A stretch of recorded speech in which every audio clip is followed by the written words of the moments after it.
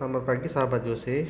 Pada hari ini tanggal 8 Agustus kita kembali lagi membahas channel tentang dunia saham, di mana pada pagi hari ini ada request dari salah satu sahabat Jose, itu namanya Sunvlog. Ya, saya ucapkan terima kasih, dia berkomentar di channel saya dan istilahnya mau membahas tentang Antam. Ini saya akan memberikan analisa saya tentang saham Antam. Antam, kalau kita lihat dalam tren 1 tahun itu Antam sideways, tidak ada kenaikan, tidak ada penurunan. Jadi istilahnya seperti itulah grafiknya, naik turunnya masih di area situ. Jadi Fibonacci-nya sangat mudah. Berarti tinggal dari sini, dari paling bawah yang di sininya sampai satunya di sini sahabat Jose, paling tingginya. Oke. Kalau menurut chartnya Antam itu sekarang posisinya di 2040, di mana ada resisten di 2070 dan supportnya di 2000. Jadi jika sahabat Jose mau membeli saham Antam, ya lebih baik nunggu di 2000 atau 1915. Itu area buy-nya. Jadi 1915 sampai 2000, kalau memang ketemu harganya itu boleh dibeli, dengan area jual di 2070 sampai 2140. Nah, kalau untuk sampai dia di atas, jika dia break 2140, maka dia akan berubah pola yang istilahnya resisten kuatnya di 2140, karena 2140 ada kejadian di hampir 5 gelombang di tanggal di bulan sekitar Agustus tahun lalu, antara September dan Oktober, November dengan Desember, dan Januari dengan Februari, dan di April itu. Jadi ada 5 momentum dia sudah mencoba tembus di 2140 dan berujung hanya mentok di kisaran 2240 sampai 2340. Jadi area 2240 2370 itu area yang dimana kita bilang untuk jangka panjang. Jika dia break, maka akan berubah kembali trennya. Tetapi untuk sahabat Josi yang beli di 1915 dan 2000, area jualnya 2140 sampai 2240, di mana area tersebut area yang sering terjadi.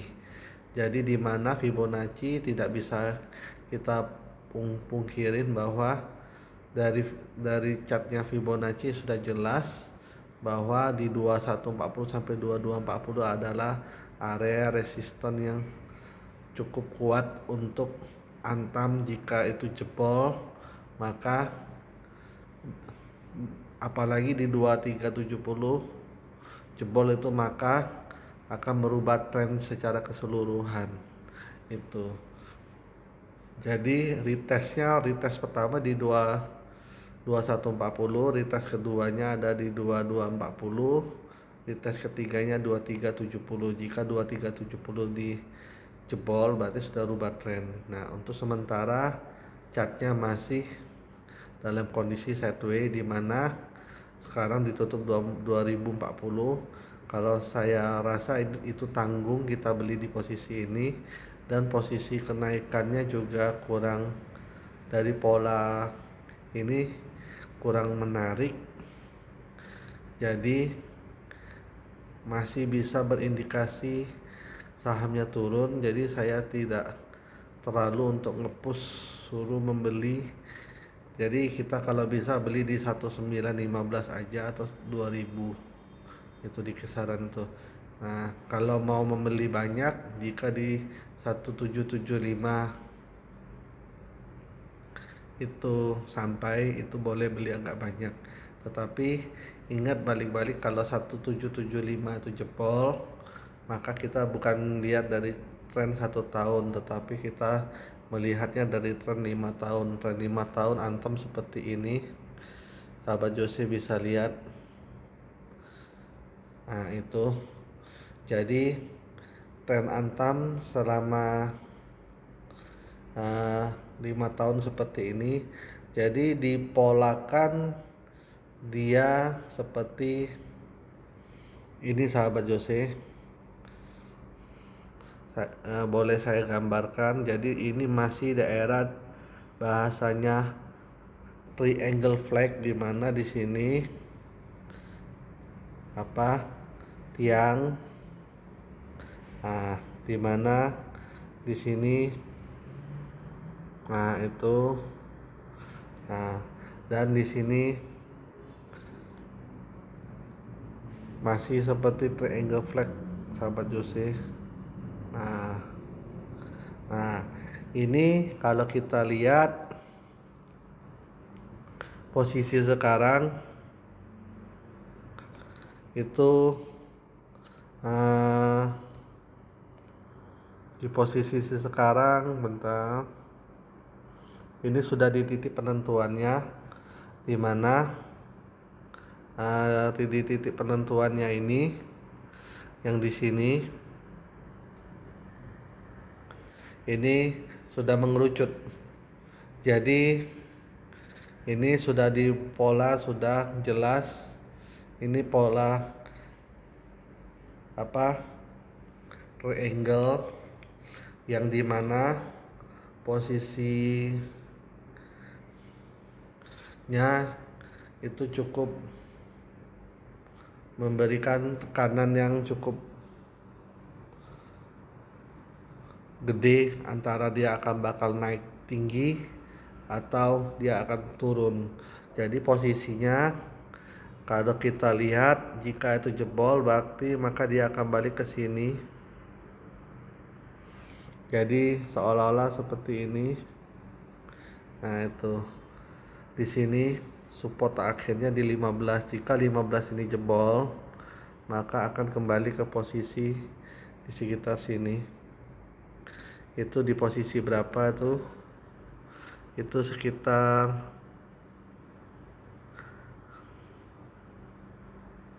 750-an. Jadi 750 sampai 980. Jadi konsistennya, jika kita beli di 1775, misalnya kita boom, misalnya kita all in, cut lossnya di 1500 ya. Itu jangan, tidak ada pernah cut loss. Tetapi jika sahabat Jose berkeinginan untuk simpen atau long time, itu is no problem, karena nanti di Antam ini juga nanti berita soal bahan baterai atau apa-apa, mungkin nanti Antam akan terangkat kembali. Jadi kalau untuk sampai ke sini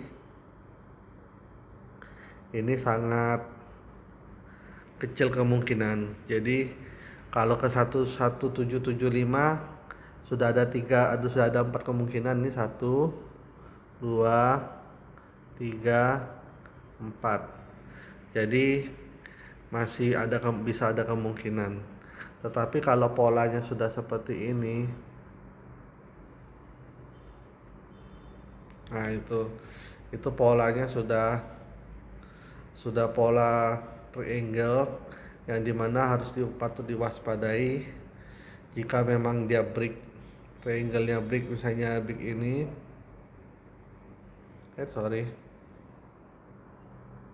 nah itu jika dia break berarti dia bisa ke sini, berarti kedua 740 itu. Dan tapi kalau dia turun berarti dia bisa ke sini dulu 1500, dan bisa lagi turun sampai ke sini.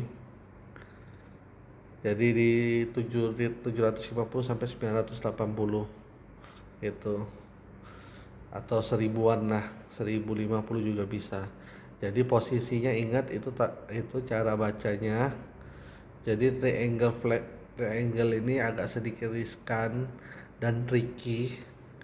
Jadi untuk analisis teknikal, eh, ya saya tetap hanya melihat ini masih bisa 1915 sampai 2000 kembali, dan bisa juga ke 1775 jika di area tersebut. Jika dapat itu, boleh sahabat Jose untuk membelinya. Tetapi ingat, kalau di bawah 1500 berarti agak berbahaya, di mana dia bisa mungkin kembali ke 1050, 980 sampai 1750 itu. Di posisi yang ini sahabat Jose bisa nanti lihat di situ. Nah, itu posisi nanti mainnya yang baru kalau dia downtrend. Tapi kalau posisi uptrend, dia akan bermain di sekitar sini. Jadi di antara 2370 ke atas. Jadi 2370 sampai 3300 itu. Karena dia sempat ke ini, secara teknikal dia sempat pernah sampai sini. Kalau sahabat Jose lihat nih. Nah, itu. Tuh 3300 dia pernah sentuh loh. Jadi ini sahabat Jose. Nah, ini. Jadi area mainnya seperti itu ya sahabat Jose ya. Tapi ini kita kan lihatnya ini tren 1 tahun yang kemarin yang di sini itu. Jadi tetapi tren yang 1 tahun ini memang kalau memang itu tembus, maka bisa sampai seperti itu. Oke, selanjutnya kita bahas secara fundamental. Oke, kembali lagi ke analisa secara fundamental. Kita lihat Antam posisi kemarin seperti di chart tutup di 2040. YTD, nah sahabat Jose bisa lihat memang di 2000 tuh 1986 itu sahabat Jose lihat tuh sering terjadi. Jadi di antara angka 2000 tuh sering terjadi. Tapi 1915 itu kalau dari 1 tahun itu sering terjadi juga. Kalau di 3 tahun memang posisi di 1855 itu yang sering terjadi, dan di posisi ini di sini di area sini sering terjadi itu di 2300. Itu mungkin kalau sahabat Jose lihat kalau dia mungkin akan uptrend ya gitu. Nah, dan 5 tahun bisa dilihat bahwa ini memang posisinya sedang up, tetapi ingat ini membentuk flag, membentuk bendera yang kalau sahabat Jose bisa lihat itu agak sedikit tricky antara bendera kayak bendera dengan kayak triangle. Jadi agak sedikit tricky, makanya ini saya bilang lebih enak kita nunggu di bawah aja gitu. Kalau secara analisa, secara keseluruhan, secara price performance itu YTD sampai 5 tahun masih positif, dan secara short sudah mulai ada indikasi menurun. Terbukti di 6 monthnya sudah minus 5%. Finansial itu sahabat Jose bisa lihat itu income statement, net profit marginnya yang hijau ya, itu meningkat dan cukup bagus Nah, equity juga dari 2020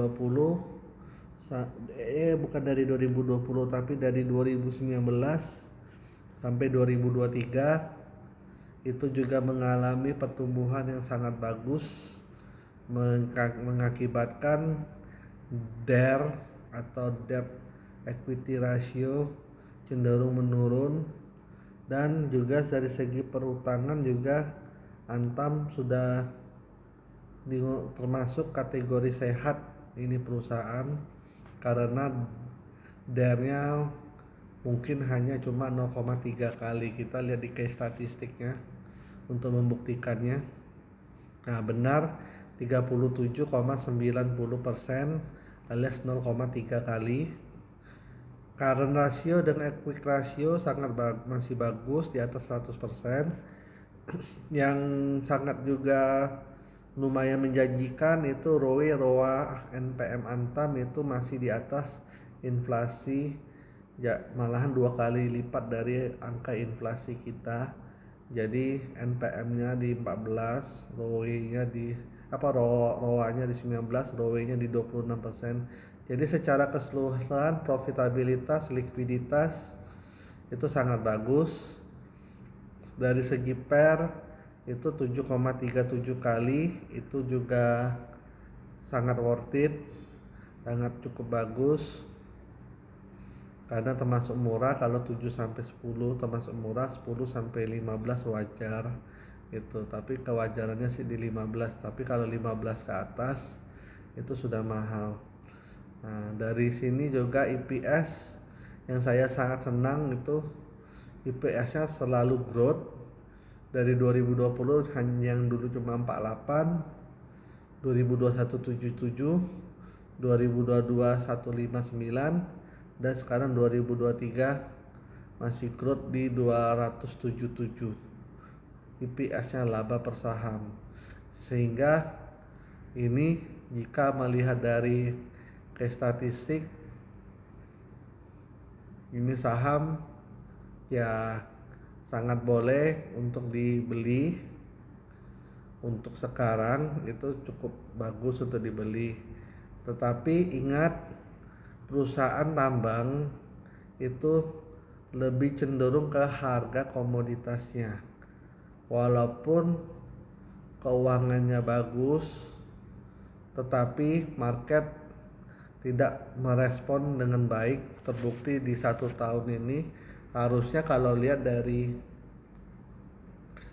yang sebelumnya, laporan keuangan sebelumnya, itu harusnya mungkin dia sudah 2300-an Antam ini harusnya. Kalau kita anggap ada, jadi tadi ke statistika IPS-nya di 277, berarti kita anggap aja per 10 kali berarti dia harusnya sudah di 2700. Nah, itu. Jadi untuk Antam, kalau dari segi finansial it's good, itu very good, bukan good lagi tapi very good, karena dia sudah konsisten selama hampir 5 tahun dari 2019 sampai 2023 itu berat dia cenderung membaik laporan keuangannya, dan secara penjualan dan secara net income juga sangat bagus pertumbuhannya. Walaupun pertumbuhannya sahabat Jose bisa lihat revenue dengan net income-nya masih selisih jauh kali itu.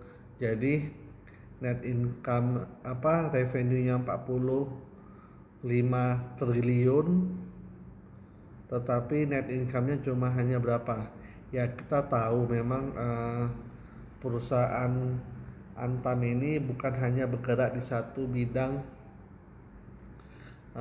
tambang ya.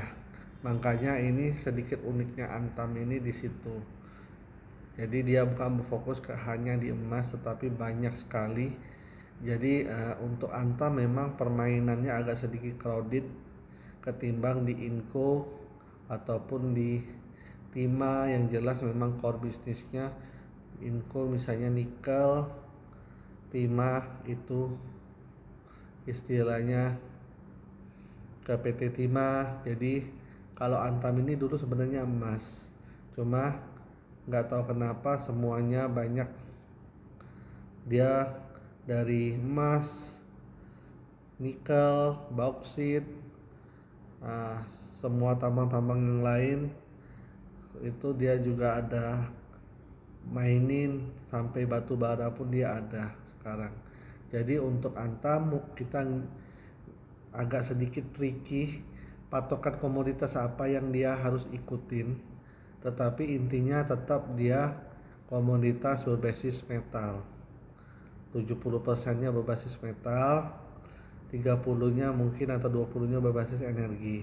Jadi ingat tetap kita patokannya ke komoditas metal. Itu karena khusus Antam memang sedikit tricky. Ketimbang kalau kita bahas Inco dengan Timah itu dia cukup kita bisa analisa dengan baik karena core bisnisnya jelas itu. Nah, sebagai penutup kita lihat profilnya. Profilnya sekarang berubah jadi PT Mineral Industri Indonesia. Itu MIN. Nah, 65% dan masyarakat 35%. Itu. Jadi PT MIN inilah yang akan jadi patokan nanti Antam yang kita bilang nanti untuk bahan listrik, komoditas untuk bahan listriknya salah satu yang produksinya yaitu Antam. Jadi memang kalau untuk rekomendasi menurut saya ini rekomendasinya nilainya B, karena saya tidak mau kasih B plus atau A karena memang core bisnisnya sudah sangat berubah dari emas menjadi baik aneka semua tambang, tetapi balik-balik ya kita lihat dari segi fundamental dia sudah sangat bagus gitu, karena konsisten untuk memperbaiki rasio keuangan itu tidak mudah, apalagi kalau misalnya sudah 4 tahun berturut-turut dia memang menyatakan profit dan menyatakan keuangannya utangnya apa-apa sudah mulai berkurang, equity mulai naik, berarti dia sudah termasuk perusahaan yang sehat itu. Jadi untuk Antam ingat 1915 2000 boleh dicoba-coba untuk beli. Target jual 2140 itu resisten yang krusialnya. Tapi jika dia tembus sampai 2370 itu merubah secara keseluruhan tren. Jadi ingat patokannya 2370 baru dia berubah menjadi uptrend kembali dengan target 3300 secara Fibonacci, dan memang terbukti bahwa dia pernah sampai ke sana itu.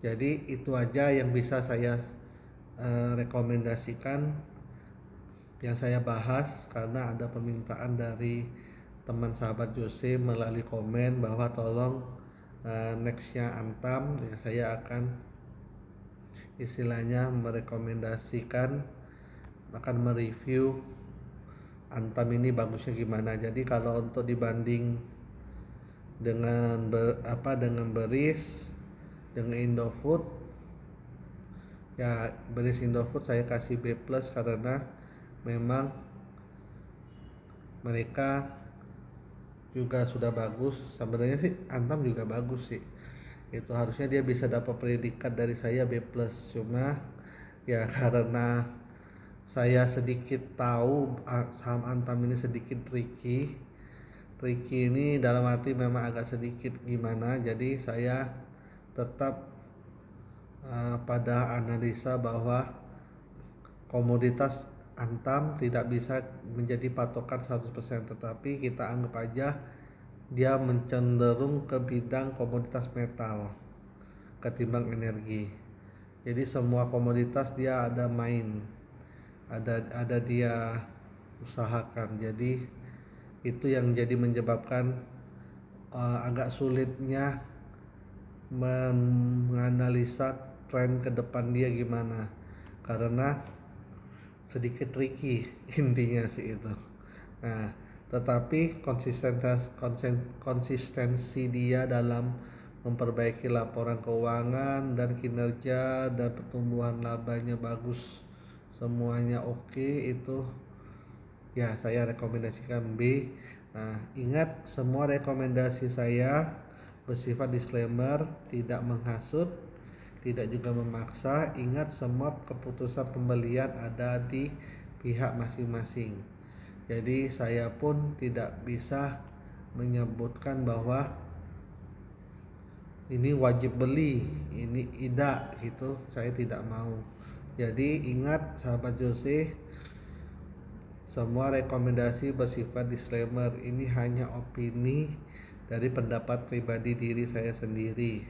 Nah, jika ada pertanyaan atau istilahnya mau memberi komentar, bisa komentar aja langsung atau DM ke nomor saya di WhatsApp, jangan telepon, karena kalau telepon tak dikenal saya tidak angkat, langsung kena reject. Jadi kalau mau WhatsApp aja di 0821 7709 6060 itu. Nah, jika yang belum subscribe, tolong subscribe channel saya ya, supaya channel saya bisa memberi manfaat selalu setiap hari kepada sahabat Jose yang sedang berinvestasi atau sedang belajar tentang bagaimana cara menganalisa suatu perusahaan. Jadi kita membeli saham itu harus berdasarkan data, baik itu data teknikal maupun data fundamental. Dan ingat, saya berjanji seperti kemarin, jika subscriber saya sudah 1000, saya akan memberikan pengetahuan tambahan berupa ilmu charter trading, yang dimana ilmu tersebut di Amerika itu sangat banyak dijadikan patokan untuk para fund manager ataupun para analis yang dalam bertransaksi, baik itu saham, baik itu di kehidupan realnya alias di perdagangannya, di usahanya, ataupun untuk istilahnya bermain di forex ataupun dunia komoditas itu. Jadi itu sekian pada hari ini. Saya ucapkan terima kasih, dan terima kasih kepada Sunvlog yang telah berkomentar. Ini saya sudah membahas tentang Antam yang istilahnya Sunvlog ingin mungkin melihat review Antam menurut saya gitu. Sekian, terima kasih. Salam cuan, salam sahabat Jose.